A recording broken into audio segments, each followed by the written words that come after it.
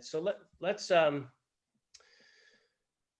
begin here, and I'm gonna walk through some slides in a minute, but we're gonna talk about, and I got this new feature I figured out how to use. How about that right there? Got my slides picture in picture.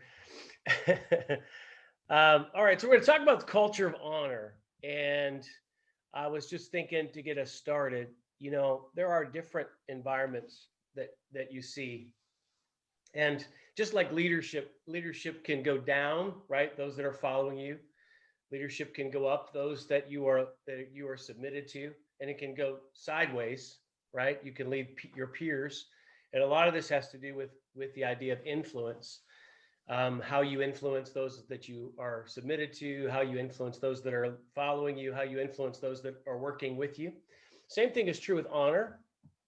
So honor is something that can go up, it can go down, and it can go sideways, right? Not badly sideways, but just it can be towards your peers.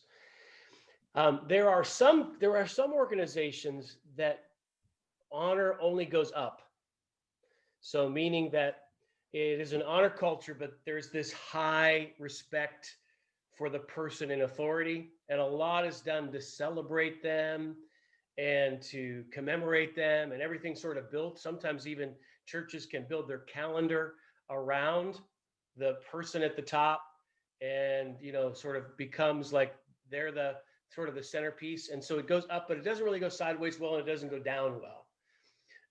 Some organizations are built where honor goes down well, so people are celebrated. I have a friend of mine recently who had been pastoring for a long time, and he had done a lot to honor down, but the honor hadn't come back up, right? And so he felt a lot of times like very unappreciated, and part of what I think led to his resignation was that feeling like he had honored sideways, he had honored down, but he hadn't been honored up. There are some organizations that just don't honor well at all. When I first came to Allison Park almost 33 years ago now, our culture was toxic. So I mean, we were a culture of dishonor, and I think maybe part of the reason why this is so important to me is that I have watched how dishonor can just be so incredibly corrosive to a church environment. So let's just talk for a minute about that. What happens when honor only goes up, but it doesn't go sideways and down? Tell me about what that feels like.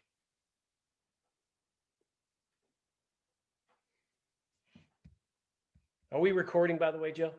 Okay, good. Justin, you got a look on your face like you want to say something. It doesn't feel good. No, it's stifling to the organization. It's stifling to the staff, and since we're talking about a church context, to the people who feel when God may have some significant things hanging over their lives, they feel like they can't achieve those things in that culture. It's unhealthy. Normally, based upon what I've observed in different organizations, a lot of the context in which I had to do ministry, there was just a downward thing. It was never up, and there a lot of abuse can happen with authority and power. Not even intentionally, but just because it's just a one way thing, right? So like when you don't have the honor going back up, even when you try to speak up for yourself or you try to create things or do things, you don't you're not heard, and it hurts in a lot of different ways. Yeah, the other thing that is true about that, and that is when honor only goes up, so we honor the person in authority, but it doesn't go down or sideways. It tends to inhibit creativity. What I mean is that no one feels safe to voice disagreement. They don't feel safe to come up with different ideas. They don't feel safe to say, I don't think that's a good thought, because it's almost along with the honor up, it comes fear. Fear of, if I dishonor, there will be some type of reprisal against me for not following the line of that. So That's not healthy if it only goes up. Okay. There's also the possibility that it can be going up and it can be going down, but it isn't sideways. Now, here's what the observation is, that there are some churches that honor their volunteers well and honor their pastor well, but they don't honor each other well. And in those situations, you'll find competitiveness. Every department head feels like they're fighting for their space. And so rather there being a cross-pollination of sharing, and there is competition for budget, there's competition for status, there's competition for success, for platform time. And so without honor sideways, that becomes a problem. And sometimes churches do well at honoring sideways and honoring down. They honor volunteers and they honor peers, but they don't honor up. And you find a lot of times this happens in board run churches. There is a suspicion of pastoral leadership at times, where the feeling is, we don't want to say anything good about our pastor because he might get a big head and it's our job to keep him humble. And so we're going to make sure that he always is a little bit on edge so that he continues to do what we want him to do. And a lot of churches live in that toxic environment whenever you don't have enough going up. And then pastors are always worried, so my predecessor, every year before the annual meeting, he would take his family out the night before for their final meal together, because he was afraid at that particular meeting he was going to be voted out of office. So, I mean, every year was just intense, because not only did he feel dishonored, he felt like no one trusted him or wanted him. And so every year he's living, even though he built the place, I mean, he founded it and pastored it, grew it to hundreds of people, he never really felt like anybody appreciated him. And so any one of these scenarios is not good, right? So what we want to do is create a kind of culture that honor goes up, honor goes sideways, and honor goes down. And dishonor is something that we try to stay away from. So let's kind of walk through this now. Let's see here. I got to get to the place where I can navigate.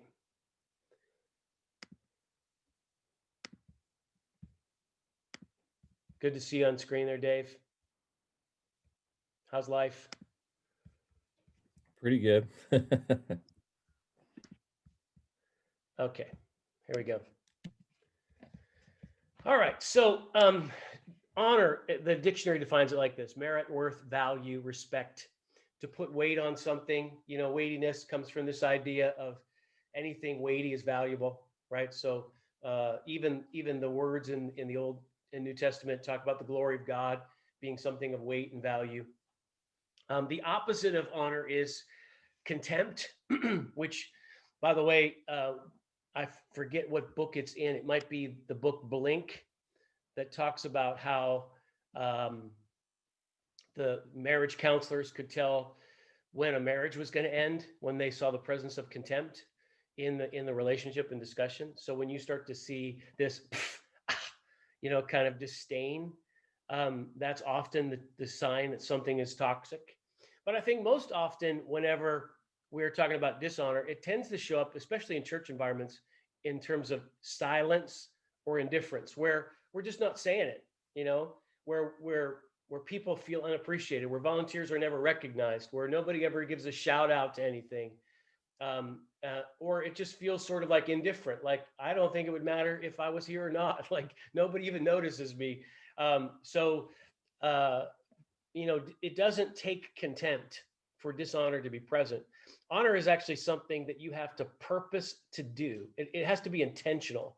Like, you have to go after it, and it has to become almost a discipline in order for a culture to have it. Now, when a culture has got honor everywhere, it feels like there's oxygen everywhere. People can breathe, they have joy, they feel like, I want to keep doing this. Even the down moments don't feel as down. Whenever there is silence or dishonor and contempt, it just feels like toxic everywhere. You just feel like, I can't breathe. I don't know that I want to do this anymore. There's a lot of times where people are on the verge of giving up. So I want to talk about 5 ways or directions of honor. And so let's talk about, let's see here. All right. First way we want to honor people is honor for impact. And Romans chapter 13 talks about, give what you owe them. And if honor, then honor. If respect, then respect. And I was thinking about 3 different types of people that we want to honor. And this is especially more honoring down, those that serve. We want to honor those who are faithful, right? So they're people that are involved with our ministries, and every week they show up, and every week they do what they do. And it may not necessarily be the biggest thing in the world in terms of their responsibility, but they're just there. You just can count on them. They're there like clockwork, that they're going to show up and do what they're supposed to do. The second is those who are fruitful, those who are making an impact, those that are getting it done. They're your great small group leaders. They're your skilled worship leaders. They're your excellent children's pastors and leaders. And we honor them for their fruitfulness. And then the third, and we learned about this year at Allison Park Church, how John Stalwart talked about how we need to constantly, when we give praise, not just say, I appreciate you, but I appreciate you for what you are, right? Because then it reinforces those values into people. And so this is the skill of just always being verbal. So let's just talk for a minute before we go on. What are the ways we honor people at Allison Park? What are the specific ways? What do you do to honor the 3 categories that are there? How does that happen? I think one way that's built in is our team huddles that we have before services, where we always, pick a volunteer who has been, making a difference. I know there's been a number of people that I've had the chance to honor that were like way more touched than I thought they would be. Just to even know that they'd been noticed for what they've been doing. Because I thought it was small and not that big of a deal, but I mean, to me it wasn't, and to them being recognized was huge. So I think that's one systematic thing we have that helps. It's good. What else? I've really taken seriously the commitment that I made during John Stalwart's training to make sure that every time that I'm interacting in a meeting in an O3, or even in some of the care calls that I've been doing recently, to make sure that I affirm the person specifically and try to relate it back to the overall vision. I haven't done so much in terms of the values yet. I got to get my verbiage better, but to our overarching, changing the world one life at a time, I've been able to do that pretty consistently. I write a lot of notes. I spend a long time each week writing a lot of notes, texts, emails, and making sure that verbally I'm doing as much as I possibly can to affirm the specific qualities of the individual that I'm interacting with. I made a commitment to do that this year. And I think it's even to the donors, you know what I mean? The donor lists and things like that, writing them and thanking them for their specific giving and how it relates to what we've accomplished, things like that. That's what I do. It's great. It's very good. Anybody else have something unique? So I think as a church, we've been trying to highlight somebody in each one of our all staff meetings every month. So that's something that's just part of our culture. Something specific that I've been doing with my Hampton team. I meet with the entire Hampton staff once a month. And we got this big old bowling trophy that's like 3 feet tall, that's spray painted, and it says Hampton Campus MVP of the month. And we'll combine that with a gift card, and we'll highlight somebody every single month when we meet and really talk about something specific that they do that meets one of the 3 values that we have. So humility, bold faith, or multiplication. So we really try to highlight that. I got intentional about that a while ago and using those 3 values, because I think a lot of times we were honoring people for unhealthy overwork. So we started to intentionally focus on one of those 3 values that really is something that we say as a priority, and steer away from the things that people just, I'm working 65 hours a week, so we're going to honor you. But to really help to refocus people on those three values is something we started just a few months ago. And it seemed to be pretty good. That's cool. Yeah, you know, it doesn't take anything expensive necessarily. Creativity can often be a big thing. I know that every time I would go preach at Element Church, whenever Rich Jones was there, he would always give me some award. One year he gave me a rock, and it was the Rock Star Award, and it had something like "You're awesome" on it. And then the next year he gave me one of those foam fingers that had the, you know, #1 sign, and he called it the foam finger of awesomeness.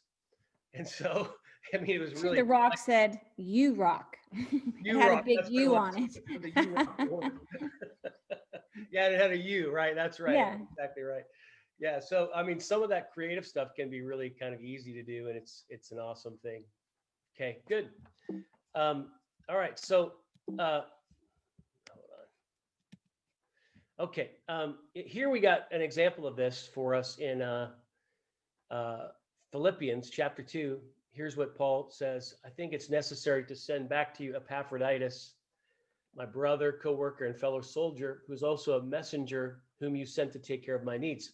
So then welcome him in the Lord with great joy and honor people like him. So you can sort of see Paul in his writings to the Philippian church building in this kind of idea. In this same chapter, he commends Timothy. He celebrates these people that have had such a huge impact on his ministry.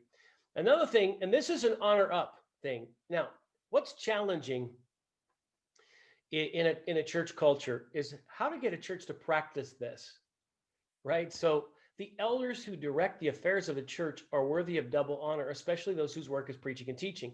So this says those who are in the point position should get double honor. But let's say you're in Justin's role here. He's the pastor of his own church and he's got his own people. And now he's got to train his people to honor, but he's the one that has to be honored. So who does this for him, right?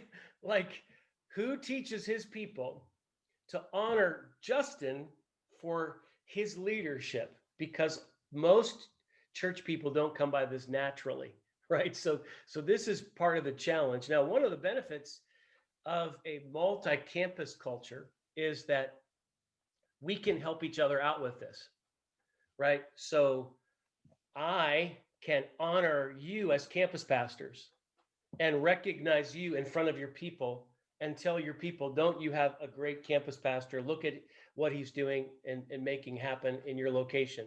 And you can honor me in a similar way, because when I show up at your location, whenever that will be in the future, right? When things get normalized, there is an opportunity for us to bless each other and speak over each other to the people that we lead together. I actually think that one of the ways it can happen for a person like Justin is when I, as one of his overseers, have an opportunity to speak into the life of his church, that I, as a spiritual dad, train his people to honor their pastor. So like whenever I'm right now doing some board training for Lifestone Church, because they have a whole new board as they search for a new pastor. And one of the things that I talk about during that training is the importance, if you want your church to be healthy and grow, you need to tithe as a church, you need to give to kingdom initiatives, and you need to honor your pastor. And if you as a board take the mindset that we're going to make sure we do this, favor will come on your fellowship. If you fail to be generous and fail to honor, you quench the move of the Holy Spirit in your midst. And so I think that probably now we have Josiah on our call. I know some who are in the Grow Cohort will listen to this later. Let me just talk to you guys for a minute who will watch this later. It is really important, I think, in the life of your church, if we're going to practice this particular verse well, that you have active overseers, that you have people who speak into your life that you submit to, who also at times are brought in to speak into the life of your church, because your overseers can do for you some things that nobody else can do. And part of it is to create the proper mindset about you as a pastor. Now, you need to get the right overseers who will speak the right things into your environment. But overseers need to have this mindset to say, I'm going to train this church to honor their leader, right? Because this is important. There is a second part of this particular verse here in 1 Timothy that is also an honor idea, and that is elders shouldn't be treated casually. If somebody's got an issue, we should not react to an accusation unless it comes with some merit. So we as leaders have to have one another's back, right? Unless it's got 2 witnesses or 3 witnesses, we can't just, if somebody says, I tried to talk to so-and-so and they were really mean, or they aren't doing their job or whatever, we have to make sure that we have one another's back, because honor is also not just saying the right things at the right time or showing the right actions in the right way.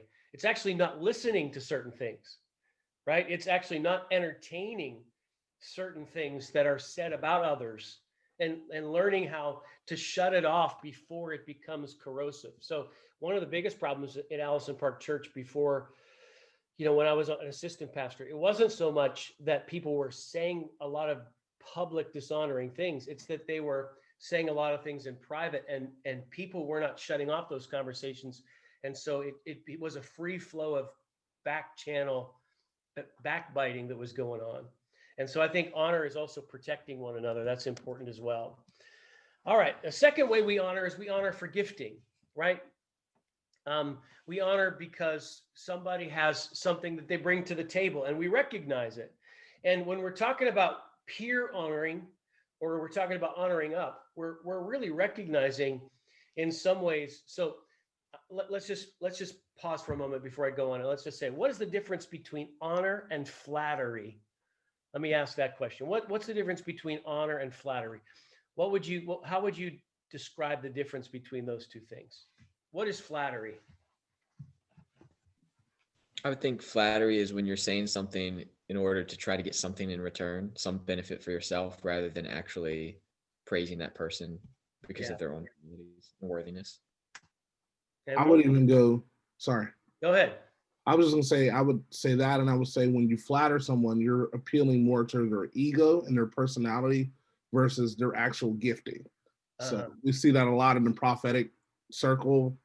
A lot of the guys don't have the juice, and we say some really sweet things about them, hoping that will boost the prophetic anointing, and they just don't got the goods. So, and they prophesy out of that. A lot of times you hear it when they deliver their words. It's about them and their perspective and how they feel. And it's toxic.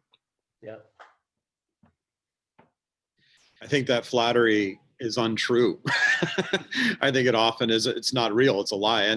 But whereas, the true encouragement or affirmation, that's genuine, you know what I mean? I think that's real and it's specific.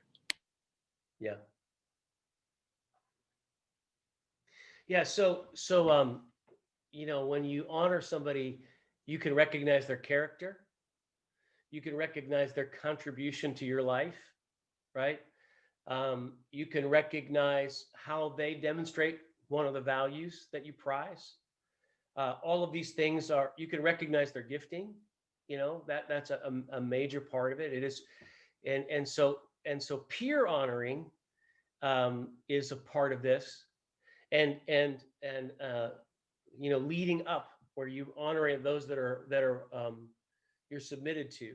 So when I talk to Ron Johnson, Ron's had such a major impact on my life. One of the things that I tell him often is, Ron, you have modeled for me what I wanted to become, because he was a multiplying pastor with many church plants before I was there. And you introduced me to some of the people that have changed my life, so I really, really honor you for that. I mean, that's some of the things that I think are, recognitions of what is added to the overall component.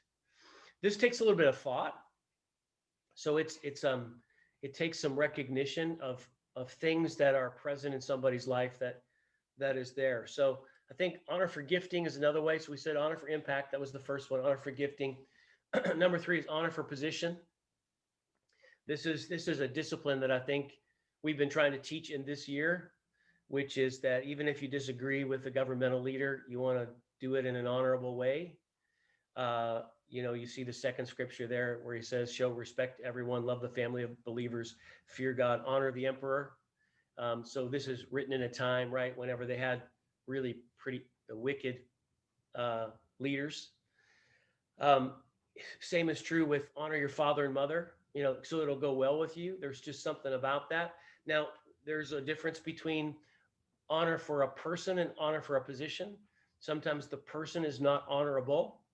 They are somebody that is got character qualities, or they have deficiencies. They might be malicious. They might be wrong, but their position is their position. It doesn't change. And so we recognize people and honor them for their position. And this is often not just speaking well of them and praying for them. It's just making sure that we're not adding disdain to what tends to be a problem overall. So, all right, number 4, honor the process. So this is just how to handle conflict, right? This is the thing we teach all the time, that if there is an issue that you have with anybody, that you need to go through the process of personal and private, right? Go point out their fault just between the two of you. This is where so many things are resolved. And then, if that doesn't work well, you bring on a mediator and you keep everything private so that nothing is said, even if it's factual, even if it's true, even if it needs to be dealt with, that it's done in such a way that doesn't expose somebody unnecessarily, that protects their reputation, that is handled in a way that is not going to cause distrust. And so the process is important that we go through whenever there's something we have problems with. Now, let's just talk a little bit about this too. So here's the complicated thing, I think, for us as campus pastors together, because we, again, for those who are listening in on this later, we have 6 physical locations, 1 online campus. We interact together every week around a number of issues. One of our values as a organization is the best idea wins. So we want to be the kind of organization that can have vigorous discussions over what the best idea is, which means that you have to talk about a lot of bad ideas in the midst of good conversations. So Patrick Lecchione, he writes a book called Death by Meeting, I think it's called. And in that book, he talks about how the most productive companies tend to have conflict in their meetings and feel the right to call out something that sucks as something that is not a good idea or is not quite where it needs to be, so that we can get to the best idea. So here's the question: how do you have meetings with conflict without creating a culture of dishonor? So, like you see here, great meetings have conflict. Bad ideas must be identified and good ideas must be fought for. But ideas must be confronted with respect for the person doing the execution. So how do we do this? How do we have vigorous disagreement? Because we don't want to create, when honor only goes up, but and everyone's afraid to say something. That's like the beginnings of the death of the organization. Because if people don't feel the freedom to speak up, then what we're going to do is end up stuck in something that is ineffective. So how do we balance active conflict without dishonor? Anybody have thoughts? I think you got to make sure you have the right people in the room. If you have people who are very sensitive, they're going to be crushed constantly. And then somehow you have to protect or almost have a referee to be able to throw foul flags when things go toxic. When it gets pointed at an individual, somebody's got to be able to throw a yellow flag out and say, no, we're not going at a person. We're talking about ideas here. Yeah, that's 2 very good observations.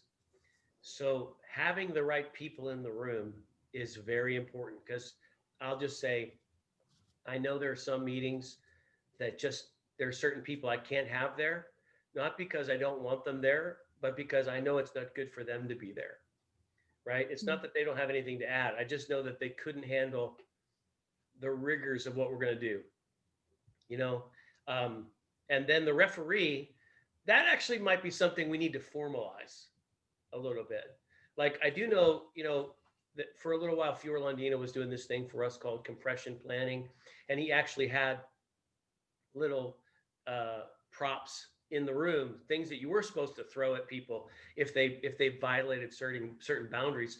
Almost like maybe we need to come up with a covenant together of, not, even though that word's probably too strong, but some rules of the game that we all agree to, so that when we do have interactions like this, we know there's sort of a code we're going to operate by. So Joe, what are your thoughts on this? I can see you leaning forward whenever we started to talk about this. I think this is really good. I don't think this dynamic is ever going to work unless you have trust in the room. So if you're in a room with people that you don't trust, you will never be able to get this result. I also think that fear is the biggest barrier in getting to this point. So if anybody's afraid for any reason, they're afraid that their ideas not going to be heard well. They're afraid that their reputation is going to be crushed. They're afraid that they're going to lose their position, whether that be an actual position what they're hired to do or just a status position. It causes people to behave differently. So they either shut down or they get defensive. But both are results of fear. And I think that the flip side of that is just having a culture of trust. If you can trust everybody, you're not living in fear. So those are just some dynamics that somehow you have to make sure are present in the room, or else you never arrive at these dynamics where people feel safe. Yeah. Dave, I know you and I have read some of the same books, and we've talked about like creativity.inc and some of these other. What are some of your observations about this dynamic? Yeah, I was just thinking about that. I think that healthy criticism and like dissecting what's good and bad about things and in a positive, honoring way is just so unnatural for most people, because typically conflict, you tend to either be an avoider or you tend to be like, I'm going to go in and it's going to be personal. And it's not a skill set that people tend to use, where you're going to put your idea or an organizational value or a practice, on the cutting board and just kind of dissect it. But I think it is really key that when we were having this discussion, one of the other books that comes to mind is Radical Candor. And it's kind of that high grace, high truth concept put in more of a business term. It's high honesty and empathy, I think is the way Kim Scott puts it, where you're not shying away from saying things because you're worried about how they're going to feel, because there is that trust, but you're doing it empathetically. I think you even talked about, I'm not sure what book it was, but that the last 10% or whatever, that, how people say 90%, but the last 10% is the most useful. That's the most hard to say. So yeah, for me, ever since I've been kind of on that track of reading things like Creativity Inc. and Radical Candor, this has been kind of something that I'm pursuing because I think it's really valuable, but it's difficult. Yeah. So Greg asked, what were the books you mentioned? So one is called Creativity.inc, and it's about Pixar and what the growth of Pixar and their organization and how they have come up with, I guess they basically rescued Disney animation really in a way because of these meetings that they have. The second one is called Radical Candor. A third book was called Death by Meeting. So, or The Death of a Meeting, or one of those things. It's Patrick Lencioni is the guy who wrote that. All really good reads. And I think there is also then a cleanup factor. So when you've had a really robust high grace, high truth moment, after the meeting's over, it's almost like we have to stop and check. Is everybody good? And if we've had an especially difficult meeting, so John Maxwell has this concept. He talks about how if you're going to make withdrawals, so anytime you have a confrontation, it is a withdrawal. If you have to confront your worship leader for how they're functioning, or you got to talk to someone on your volunteer team about what they're doing or not doing. And you have to say something that's high truth, even if it's with high grace. There has to be deposits in their bank account, meaning that you have to have said enough things that are kind and encouraging and honoring. You have to have sent enough notes. You have to lay the foundation so that when you go in and you pull stuff out, it doesn't put you in deficit mode where now people are like, I hate this, right? So that means in a room where we're going to have robust disagreements, if we don't sow seed into that room, into the people of that room on a regular basis in a positive way, when we go to make the withdrawals of conflict, healthy conflict, it will make it, we can leave the room in deficit mode if all we ever do is confrontation. So like to get to where we want to go, this is hard work, right? Like this has to be over the top, aggressive, constant effort to be honoring so that those moments of necessary disagreement can be present so that we don't end up stuck in some mediocre pattern, you know? Can I point out something that I've noticed that Joe and you do? Yeah. So one of the things that seems to be a common factor is that, you know, it takes a really strong leader who's kind of aware and face their own insecurities to lead this kind of a meeting. Because I think it means you have to be okay with potentially taking criticism yourself. And some leaders just don't have the stomach for doing that in front of anybody. Like if I'm criticized or something seems critical of me and all my people are here, maybe they won't follow me anymore because they're going to think, you know, he can't cut it or whatever. But I think both of you, like, so I worked under Joe at Hampton for 7 years. That was one thing, Joe, I think you specifically did really well is you would set the tone and then you would kind of step back and you did very little of the talking, but it felt like a safe environment. Like if you can take it, then I can take it. You know what I mean? Like if you're willing to, you know, hear stuff about stuff that you're involved with that's unpleasant, then it I don't know, it kind of spread courage to other people. I was going to say the other thing is we had a staff member for a while, and I'll say his name. We loved Bruce. Like he was so engaging and so he was such a people person, but sometimes he would just come into the meeting and blow it up, just blow it up with his emotions. And as a peace person, it just felt so uncomfortable. He would just lose his mind. And I wanted to just check out. But I think that's the importance of having someone kind of do the referee thing, or kind of like end where there's some kind of, I know you can't always have resolution, but at least like a little bit of a cleanup after that. Because when we would leave and if it's not cleaned up, then you dread the next meeting. You're just like, oh no. Yeah, well, you know, as the leader, I loved Bruce because Bruce, I knew if I had Bruce in the room, I would have healthy conflict. But Bruce sometimes didn't know when to stop. Like he just loved the drama. And so sometimes it would be resolved and we'd be ready to move on. And he just didn't want to move on because he loved the fight. Like for him, it was just life. I mean, he just loved that. You know, when you're in a small group meeting, if you've ever done small groups where you're the facilitator and you say, so what do you guys think about this? And you throw it out and everybody stares at you for like 3 minutes and doesn't talk at all. And you sort of feel like this is death. I can't wait till this is over. Bruce, I had Bruce in my small groups and Bruce never let a small group meeting be boring. If he had to say something heretical just to get people talking, he would do it. I mean, if he had to cuss, he would do whatever it took. Like he just could not be in a meeting that was boring. And as a small group leader or a staff leader, I love that. But there is a limit, right, to when it's healthy. It becomes unhealthy if it doesn't resolve, if we don't do cleanup, if there isn't any guidelines. So I think that's really important what we're saying. This is good. I think there's some homework we have to do after to prepare for future meetings to make this a little bit more effective. Jeff, could I ask a question real quick? Yeah, go ahead. So just with, having overseen church plants and things like that and being involved in some board processes, maybe do you have an example of like when you've gone into a culture where clearly there's not health in the team, or there's not emotional health?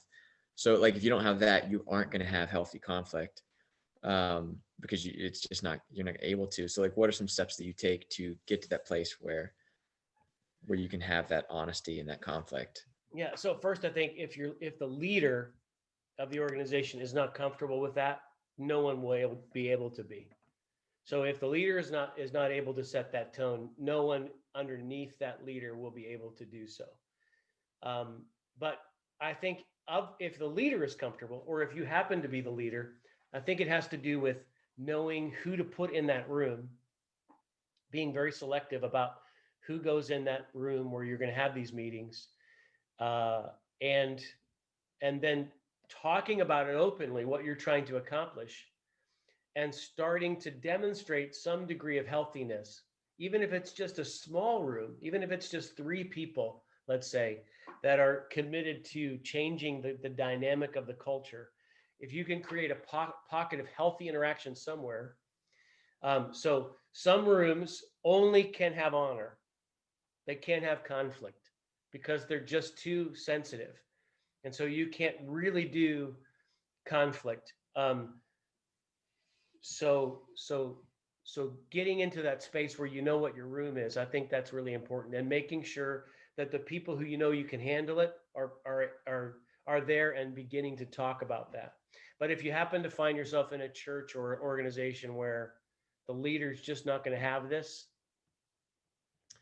then you might be able to create a pocket of it within your own department, but it will feel stilted outside of that room. And that's one of the hardest places to be, when you're in an unhealthy organization and the leader just doesn't want to go there. That's a hard place to be. All right, we'll finish this up now. Here I say, the process is all about the Matthew 18 process.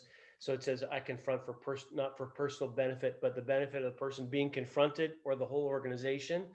And the tone that we use is really important, even in those discussions. Now, the more trust is in the room, the more you can be yourself. The less trust in the room, the harder it is. You have to be more sensitive to what's happening. The final thing then is to realize that all of this honors the culture, that if we do things well in this way, there is then a culture that gets developed of health, right? So 1 Timothy talks about how in every conversation, if you're talking to an older man or a younger man or an older woman, there should be a tone of respect that creates this attitude there. Humility brings grace into an environment. So honor and humility are 2 huge factors. And so I think if we can get that down, there is something really powerful about that. So, all right, I know we're coming to the end of our time here. So Joe, you can stop the recording and we'll shift gears into other business. Josiah,